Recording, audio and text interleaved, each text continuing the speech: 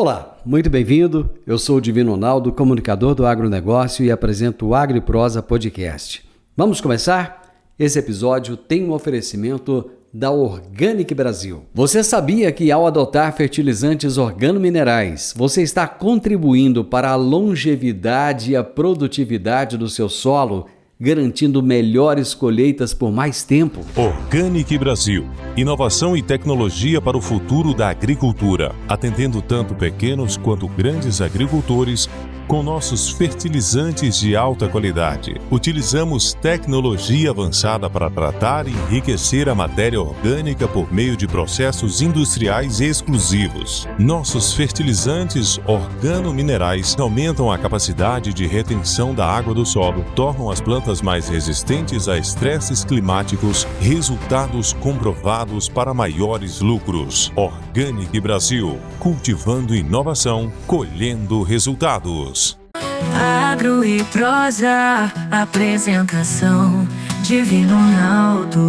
O meu entrevistado de hoje é Bruno Eduardo da Silva Kawamura, que é engenheiro agrônomo e representante de vendas da Cell Agro. E o tema da nossa entrevista será Elevação de Produtividade com o Consórcio de Culturas.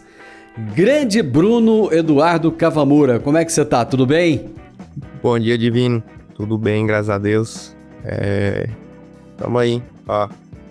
Tentar agregar um pouco nesse prosa e agro e prosa, né? Você não vai tentar não, você vai agregar, pode ter certeza disso, cara. Você tem informação de muita qualidade. Como é que estão as coisas aí em Rondonópolis, no Mato Grosso? Hoje, graças a Deus, vinha de um dia meio de, vamos dizer assim, estiagem. Hoje o tempo amanheceu bem nublado, tá chovendo. Os produtores aí conseguiram levar o soja, sustentar o Brasil, alimentar o mundo. A chuva tá regularizando aqui, que passa por um dia difícil, cara. Brasil inteiro, viu, Bruno? Brasil inteiro. O negócio tá meio desregulado. Antigamente a gente sabia quando ia chover, agora a gente não tem nem noção, cara, né? Pô, tem fazenda aí que o produtor tá com uns 12 dias sem chuva, tem outros que mandou mensagem que plantou e tá com 80 milímetros até hoje. Meu Deus do céu. Aí eu vou te falar que o povo não dorme. Tem de tudo. Não dorme, é uma guerra. Bruno, vamos falar hoje aqui de integração lavoura-pecuária. Vamos falar desse consórcio, né, de lavoura de grãos mais pastagem. O que isso pode trazer de benefícios, né? Principalmente nesse momento em que se discute tanto o papel da palhada, né? Eu não sei aí na sua região, mas aqui, por exemplo, aconteceram muitos incêndios e muitos produtores perderam completamente a palhada dos solos, ficando tudo a descoberto. Inclusive, Bruno, com uma curiosidade, uma cena que a gente não via aqui há muitos anos, que eram redemoinhos nas fazendas. Antigamente, quando eu era jovenzinho, tinha muito isso aqui, né? O solo era descoberto, então era aquele poeirão. Depois, com o plantio direto, com as palhadas, isso praticamente acabou e agora voltou, cara. Então, infelizmente, uma cena ruim de se ver. Mas vamos começar entendendo um pouco por que a integração das lavouras de grãos e pastagem com braquiária se mostra um método eficiente. Então, Divino, até já pegando a parte aí do redemoinho e poeira, essas coisas, é que antigamente acontecia muito essas nuvens de poeira, esses redemoinhos que você via de longe, por causa que a prática que era executada antigamente, né, gradeava-se muito, deixava o solo totalmente disperso ali, desprotegido, e aí quando dava um vento, o redemoinho subia aquele imensidão que você via de longe. Com o avanço da agricultura, isso viu os benefícios que uma palhada poderia trazer e começou a acabar, diminuiu bem. E esse ano, inclusive, por ser um ano que houve muitas queimadas, não só na sua região, como na minha, como em São Paulo, nos canaviais, deixou esse solo desprotegido de alguma forma. E esse ano vai ser um ano de muito desafio para os produtores reconstruir tudo isso que, vamos dizer assim, foi perdido. Porque tem produtor que vem trabalhando assim, textura de solo, melhorar o solo com palhada há muitos e muitos anos. E não, automaticamente, no momento que queima, se perdeu um trabalho de muitos anos. Inclusive, até muitos acham que o produtor que toca fogo, o produtor não toca fogo, cara. O produtor, ele, quando pega um fogo, ele fica desesperado. Igual eu acabei de falar aqui no começo. Tem um lugar aí, aqui, da minha região, que tá, por exemplo, 12 dias sem chuva. O solo nesses lugares, Divino, quando é um solo coberto com palhada de braquiária, ele aguenta, ele retém muito mais umidade, muito mais água para a própria soja do que uma área que foi queimada, está desprotegida, que o sol bate diretamente no solo. Tanto o sol quanto, por exemplo, uma chuva bate e já deixa o solo totalmente desprotegido. E isso é uma das práticas que o produtor vem tentando adotar, que é fazer soja e o milho, mas quando não consegue, não tem a janela, vamos dizer assim, não dá tempo mais fazer o milho, vai colocar uma cultura para fazer a cobertura, vamos dizer assim, para deixar esse solo protegido, para quando ele for plantar a soja, ele tem uma palhada impecável. E, por exemplo, quando chegar num dia como esse que nós passou aqui agora, de ficar o veranico, né, que fala que é essa época que era para estar chovendo, não, vamos dizer assim, todo dia, mas boa parte dos dias, não ficar 12 dias sem chover, a planta de soja, ela aguentar mais tempo com a água que já ela tem disponível no solo. E isso tudo, a braquiária ajuda demais, cara. Pela sua matéria orgânica que ela deixa, tanto na parte superficial das raízes, ou na parte superior, que é as folhas, quanto na parte de baixo, que é as raízes. Quando é que a braquiária voltou a ter relevância, Bruno? Porque teve uma época que o pessoal não dava muita moral para a braquiária, não. Parecia até que o pasto que tinha braquiária, parecia que até era uma coisa ruim. E de repente ela voltou com tanta força, voltou com esse protagonismo todo. O que aconteceu? O que mudou aí no meio do caminho? São N motivos, assim, Divino, mas vamos pegar, por exemplo, essa irregularidade de chuva. Eles precisavam, colocar alguma coisa para recobrir o solo. Quando o centro de pesquisa começou a fazer as pesquisas e viu a eficiência, a melhora em quantidade de sacos por hectare de uma área que era gradeado e uma que tinha uma palhada, e depois veio a palhada de braquiária, esse aumento mexeu com muito o olhar do produtor. E aí isso foi um dos motivos. E aí também vieram o outro motivo, que não é só de palhada, de segurar a umidade, mas o motivo de quebrar ciclos de doença.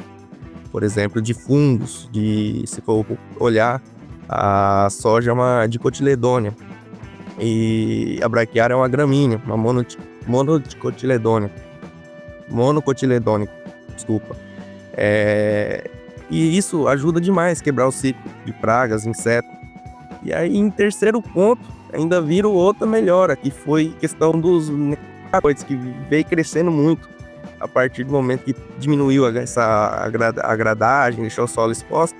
Querendo ou não, essa prática ajudava a controlar um pouco os nematóides. E quando parou, vamos dizer assim, de gradear e deixou o solo mais protegido, com temperatura melhor, uma época de agosto, quando o solo chega, o sol aqui chega a 40, 45 graus, um solo desprotegido, às vezes retém mais calor ainda. Isso mata os micro-organismos do solo. E o nematóide era um deles que, morria nesse espaço de tempo aí.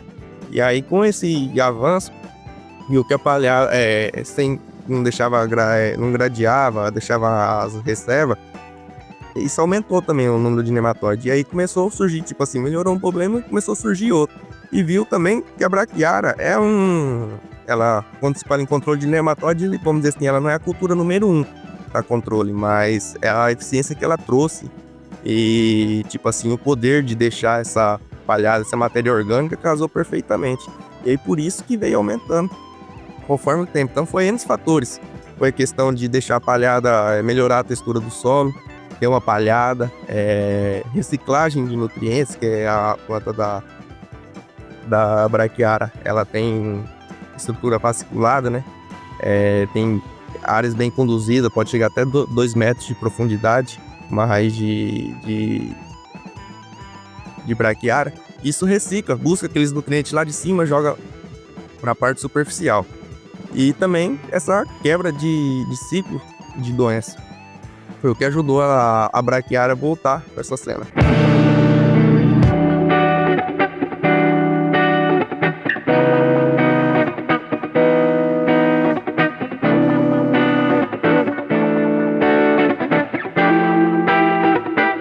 Você tocou num ponto aí interessante que me lembrou o seguinte, Bruno. Hoje a gente tem muito uma sucessão de culturas, né? Ao invés de uma rotação de culturas. Então, muitas vezes é soja, milho, aí no Mato Grosso tem muita questão do algodão, né? E não se faz tanto uma rotação de culturas numa mesma área. Eu gostaria de entender o seguinte, de que maneira a prática de plantar diferentes culturas na mesma área melhora a saúde do solo? Praticamente, o Divino, é nessa pegada que eu falei, de quebrar ciclo de doenças. E um exemplo, uma soja, ela é uma dicotiledônea e é uma leguminosa, vamos dizer assim, uma planta de folha mais arredondada. Então, essa planta ela tem vamos dizer assim, uma relação carbono diferente à relação carbono do milho, que é uma gramínea, uma braquiária, que é uma gramínea forrageira. Se for pegar a soja, ela tem raiz pivotante. A braquiária, o milho, já tem a raiz fasciculada.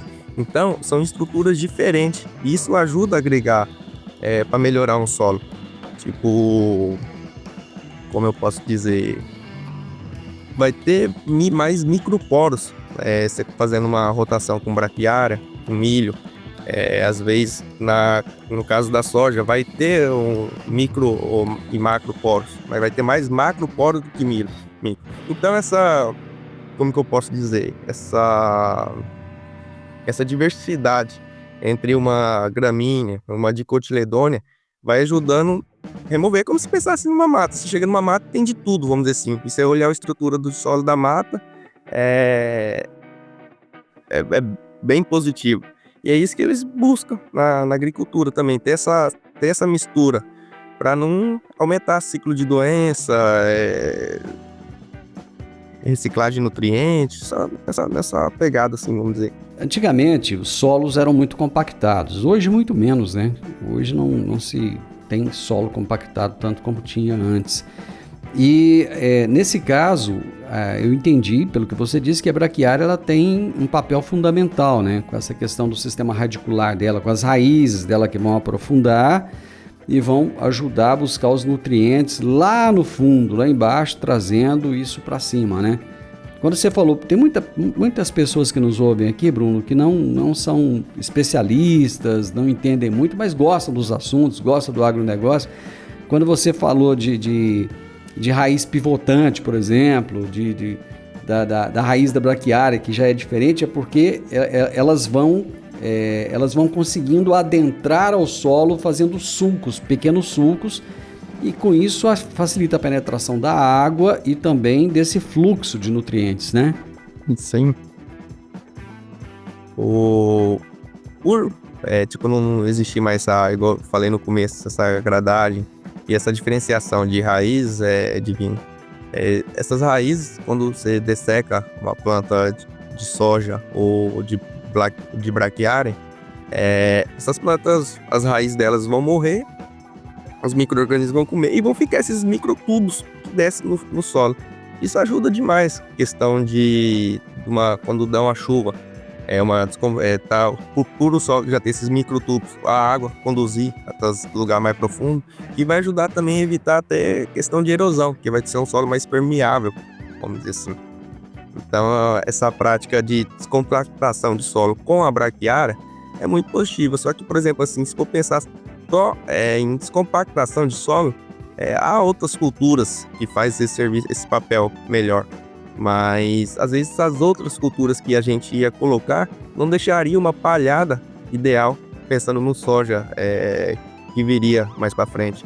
Até por causa que eu falei essa relação de carbono. Vou dar um exemplo aqui rapidinho, só para o pessoal entender.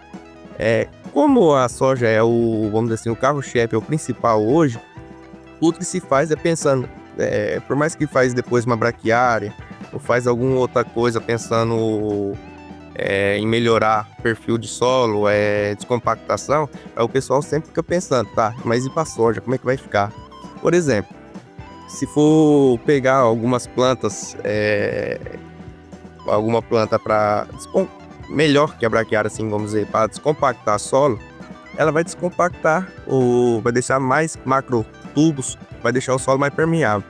Mas se pensar na parte superficial, não a parte que está de baixo, mas a parte superficial, por ser essas plantas ter uma relação carbono, elas vão se decompor mais rápido. E com isso, quando chegar na hora de dessecar e vir a soja novamente, vai ter pouca palhada. E isso vai travar um pouco, assim, vai dificultar a retenção de umidade. Já a braquiária, ela vai conseguir segurar, deixar como a relação carbono dela é diferente, ela vai se decompor mais lento. E quando o pessoal vir plantar a soja, a palhada ainda vai estar lá. Ontem mesmo estava vendo um vídeo de um rapaz mostrando cultivo consecutivo após ano, tipo soja e braquiária. E uma palhada impecável, cara. Ele tinha 2 palhadas, vamos dizer assim. Ele tinha um do ano passado e a palhada que ele fez esse ano. Então o solo estava extremamente protegido e a soja estava uma coisa mais linda do mundo, que você pode imaginar. E com isso ele vai ter, eu imagino, um aumento expressivo de produtividade, é isso? Uma lucratividade bem maior. E querendo ou não, o perfil desse solo melhorou. Questão da descompactação também que a braquiária fez. Essa casadinha, entendeu? Só para deixar claro, a braquiária não é o melhor para descompactação, mas por ter mais benefícios por trás, ela é a que mais o pessoal usa hoje em dia, vamos dizer assim. Vamos falar um pouco se fala muito, Bruno, de integração lavoura-pecuária, né? Então, que é mais um componente que entra aí, que é o gado. Eu gostaria que você falasse como é que funciona essa integração lavoura-pecuária. Assim, integração, falando de modo bem abrangente, o pessoal planta, como eu sempre falei, a soja é o principal, o carro-chefe. Depois que o pessoal planta a soja, eles vêm com a cultura do milho. Alguns casos plantam milho ou com a braquiária já. Só que é um processo meio cauteloso. Se não tiver, vamos dizer assim, pessoas especialistas, às vezes ele não vai conseguir colher nem ter a braquiária pro gado e nem o milho vai conseguir colher.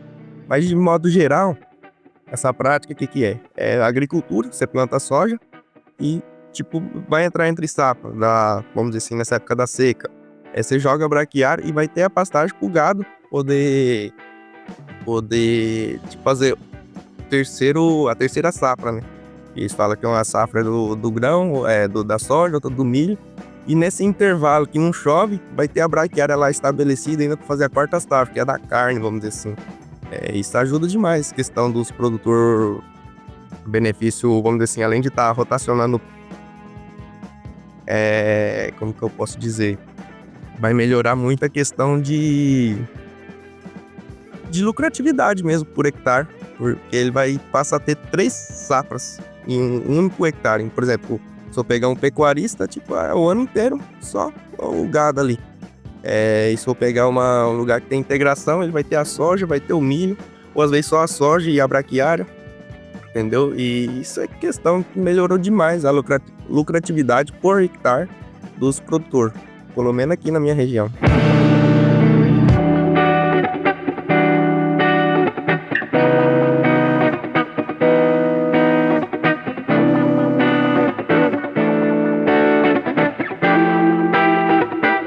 Numa época em que as margens de lucros estão pequenas, o preço da terra está extremamente valorizado. O fato de poder usar essa terra o ano inteiro é altamente positivo, né? Altamente positivo. E se eu pensar assim, hoje em dia, Divino, o que acontece? Não se fala mais produtor, fala produtor rural por causa da prática em si de produzir, de plantar, de cuidar do gado. Mas a agricultura hoje está num patamar que não são mais produtores, são investidores, vamos dizer assim. E quando se fala em investidores, fala muito em diversificação. Por mais que tá tudo ligado ao agro, mas são áreas, vamos dizer assim, um pouco diferentes, a agricultura e a pecuária, e com isso tem mais segurança. Um exemplo bem claro é agora.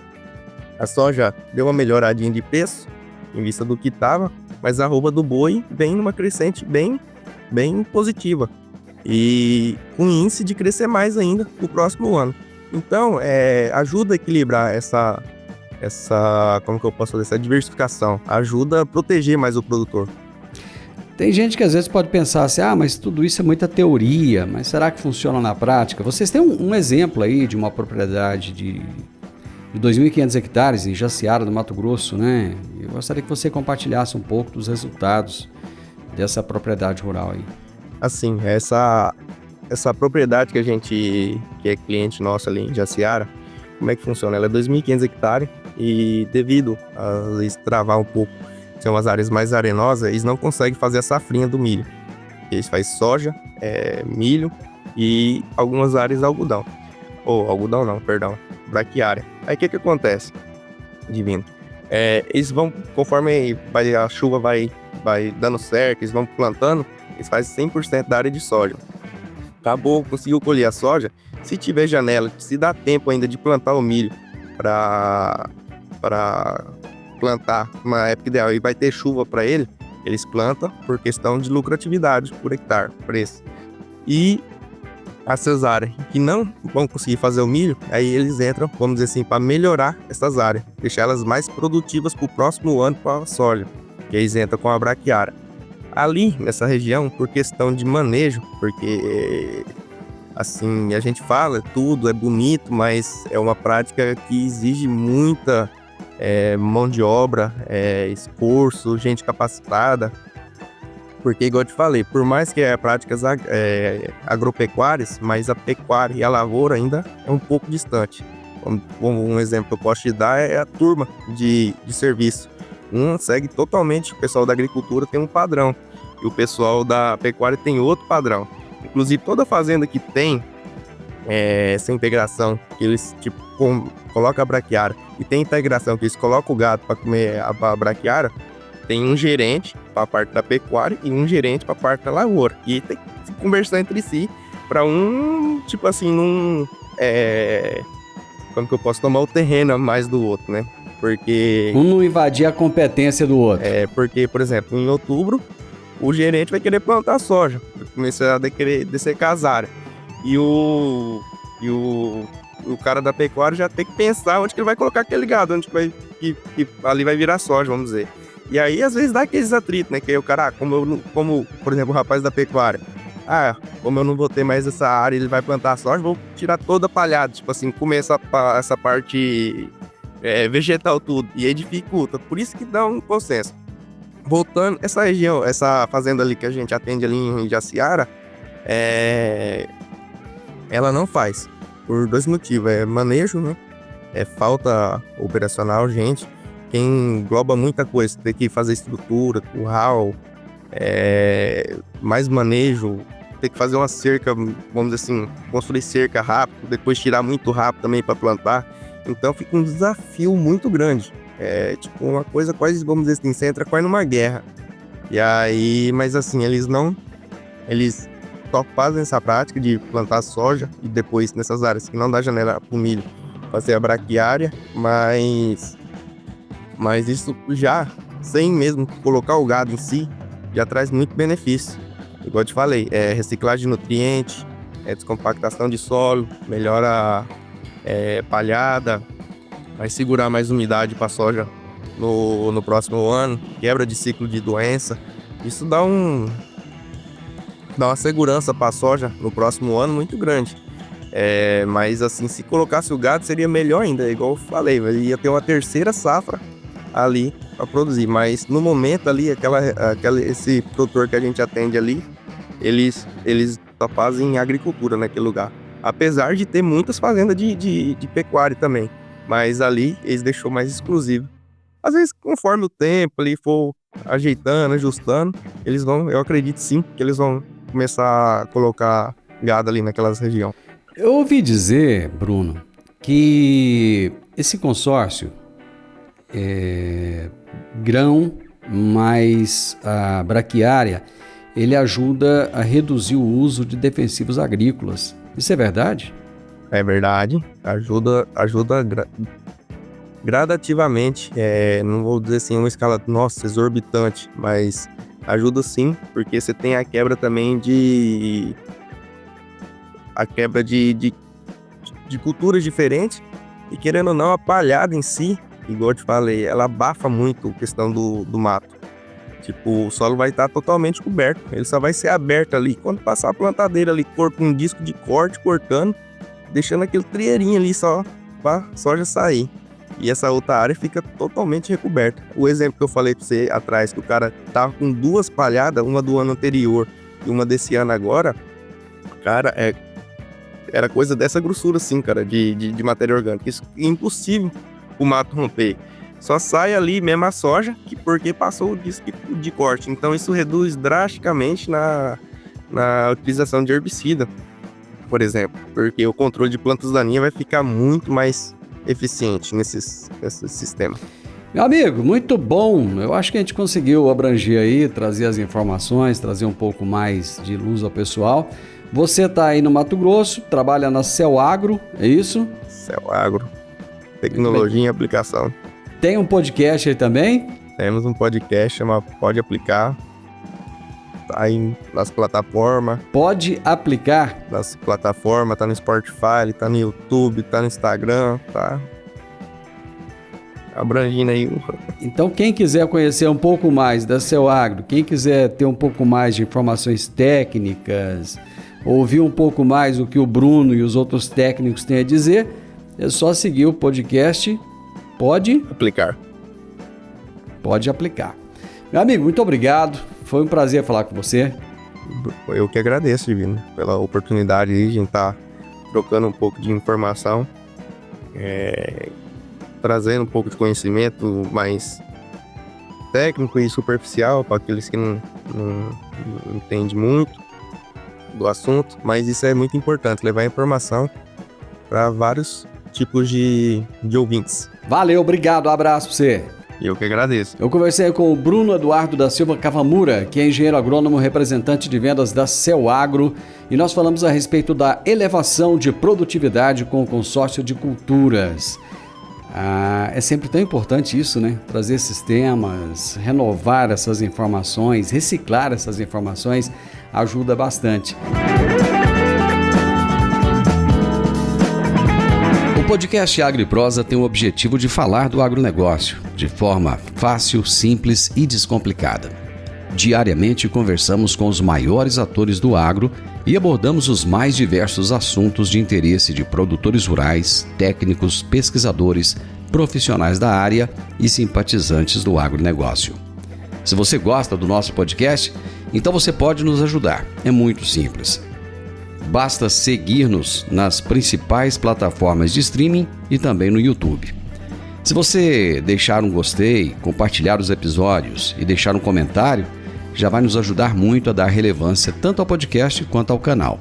E o mais importante de tudo, nos siga para receber notificações de novos vídeos e episódios. Um grande abraço para você e até a nossa próxima prosa.